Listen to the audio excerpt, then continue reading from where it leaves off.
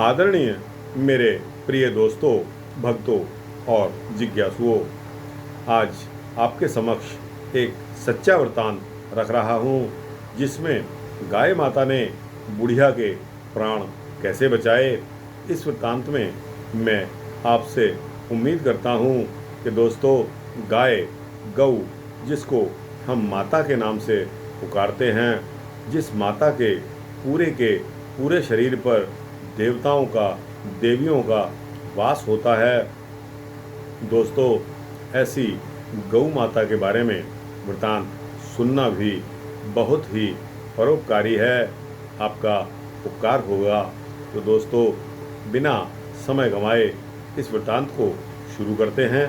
आइए दोस्तों, बात लगभग 1935 की है, यानी कि आज से लगभग 80-90 साल पुरानी बात है। भारत के विख्यात ब्रह्मनिष्ठ सिद्ध संत प्रातः स्मरणीय स्वामी श्री पूर्णानंद तीर्थ जी महाराज, जिनको उड़िया बाबा कहते थे, पैदल विचरते हुए उत्तर भारत के प्रमुख तीर्थ गढ़मुक्तेश्वर में गंगा जी के पावन तट पर पधारे हुए थे। उन दिनों वहाँ पर श्री गंगा किनारे घोर जंगल में एक परम तपस्वी ब्रह्मचारी पंडित श्री रामचंद्र जी रहा करते थे। उन्होंने 1-2 कुटियाएँ फूस की और 2-3 कुटियाएँ टीन की बना रखी थी। इनकी पूज्य माता जी भी उन दिनों जीवित थी। वे लगभग 85-86 वर्ष की वृद्धा थी। पूज्य श्री उड़िया बाबा जी महाराज अपने श्री मुख से उनको मैया कहकर पुकारते थे। और दोस्तों, वह बुढ़िया मैया आपको बेटा कहकर संबोधित करती थी। ब्रह्मचारी रामचंद्र और उनके माता दोनों ही गायों के परम भक्त थे। ब्रह्मचारी ने अपने उद्धार का, अपने मोक्ष का, कल्याण का एकमात्र साधन यह माना हुआ था कि मैं श्री गंगा जी महारानी के किनारे अपनी पूज्य माता को साथ लेकर गौ माता की सेवा करूंगा। बस इसी से मोक्ष पा जाऊंगा। भला जिस पर अपनी माता गौ माता और साथ में गंगा माँ का आशीर्वाद हो, इन तीनों की ही कृपा हो, तो उसका परम कल्याण ना हो, यह तो संभव नहीं है। दोस्तों, पूज्य ब्रह्मचारी प्रातःकाल उठा करते और उनके हाथ में डंडा लेकर अपनी गायों को चराने के लिए जंगल की तरफ चले जाते और संध्या के समय लौट कर आते थे।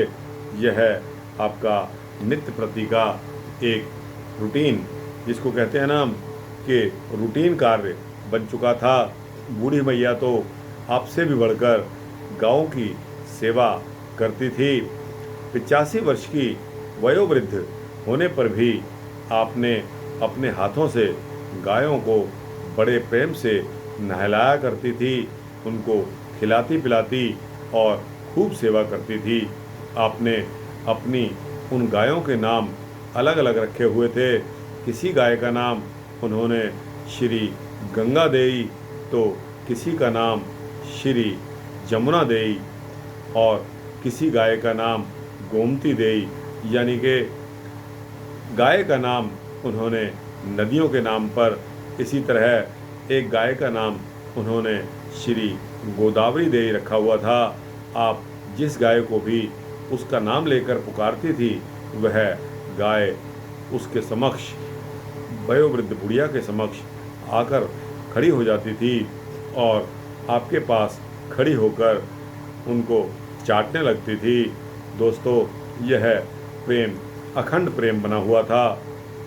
यदि किसी कारणवश जंगल से गाय नहीं आती थी या उन गायों के आने में तनिक देर हो जाती थी, तो बस फिर क्या था, उन बुढ़िया मैया के एकदम छक्के छूट जाते थे और वह खूब जोर से रोती थी और जंगल की तरफ चल देती थी। बड़े जोर जोर से गंगा देई, जमुना देई, गोमती देई, गोदावरी देई आदि नाम लेकर पुकारती थी। आवाज़ सुनने में देरी होती थी कि बस झटके में ही सभी गायें दौड़ी हुई उस बुढ़िया के पास, उस मैया के पास चली आती थी। दोस्तों, यह भी एक कौतुक था और मैया इसी में खुश रहती थी। किसी दिन यदि गायें जल्दी भी आ जाती थी और उस समय बुढ़िया मैया अपनी कुटिया पर गायों को नहीं मिलती थी, तो गाय भी बड़ी ज़ोर ज़ोर से बुढ़िया मैया को याद करके रंभाने लगती थी और इधर उधर घूमकर उनको ढूंढती रहती थी कि जब तक गायों को बुढ़िया मैया नहीं दिख जाती थी, उन्हें तनिक भी चैन नहीं पड़ता था और वह रंभाती रहती थी। दोस्तों, एक दिन की बात है कि ब्रह्मचारी जी तो कहीं दूसरी जगह गए हुए थे। उधर गायें जंगल में चरने के लिए चली गई। दोस्तों, गायों के जंगल में जाने के पश्चात मैया उस दिन अकेली थी और अपनी टीन की झोंपड़ी में बैठी हुई थी। गर्मी के दिन का समय था और ठीक दोपहर के समय अकस्मात बड़े जोर से एक भयंकर आंधी आई और मालूम होता था कि बस आज प्रलय हो जाएगी। चारों ओर घोर अंधकार छा गया और कुछ दिखता ही नहीं था। झोंपड़ी की टीन की छतें, खाट, पीढ़े और बर्तन सभी हवा में इधर उधर उड़ गए।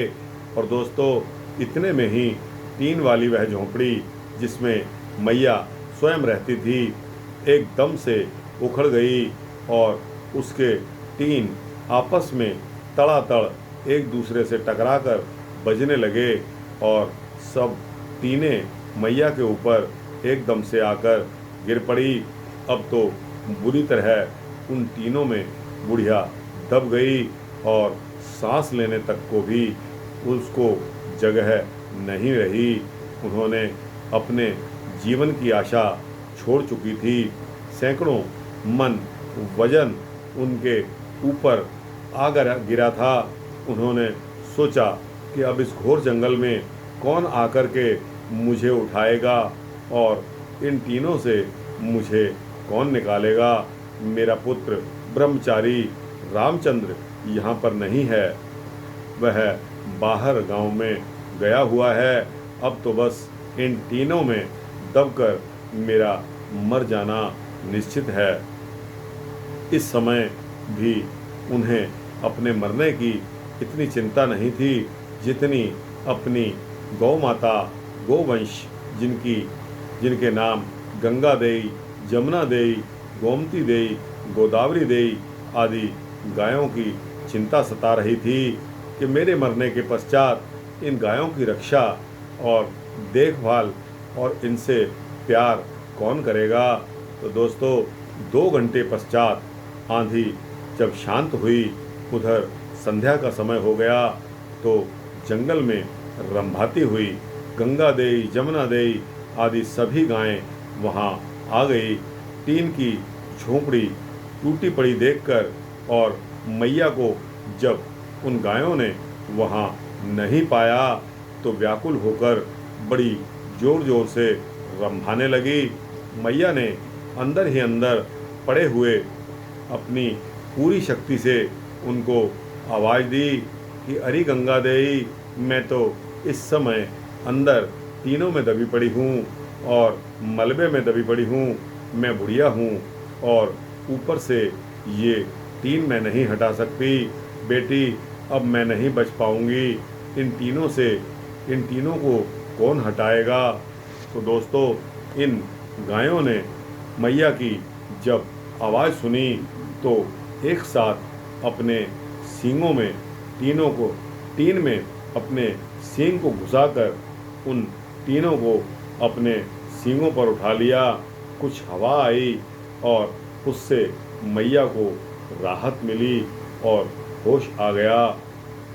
वे धीरे धीरे उन टीनों से बाहर निकल आईं। दोस्तों, जब तक पूरी तरह से टीनों से निकल के बाहर नहीं आई, गाय उन टीनों को बराबर अपने सींगों पर लिए खड़ी रही और तनिक भी इधर से उधर नहीं हुई।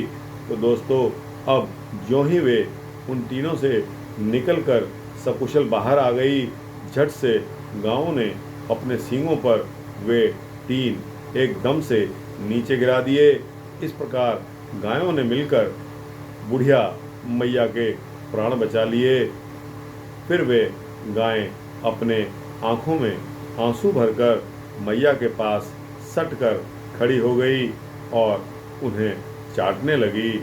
पूज्यपाद श्री उड़िया बाबा जी महाराज को जब यह घटना सुनने को मिली तो उन्होंने बुढ़िया मैया से कहा, मैया जी, जो उत्तम गति बड़े बड़े ज्ञानियों, ध्यानियों, त्यागी तपस्वियों को भी नहीं मिलती, वह परम उत्तम गति आपको अनायास इन पूज्य गौ माताओं की कृपा से प्राप्त हो रही है, इसमें तनिक भी संदेह नहीं है।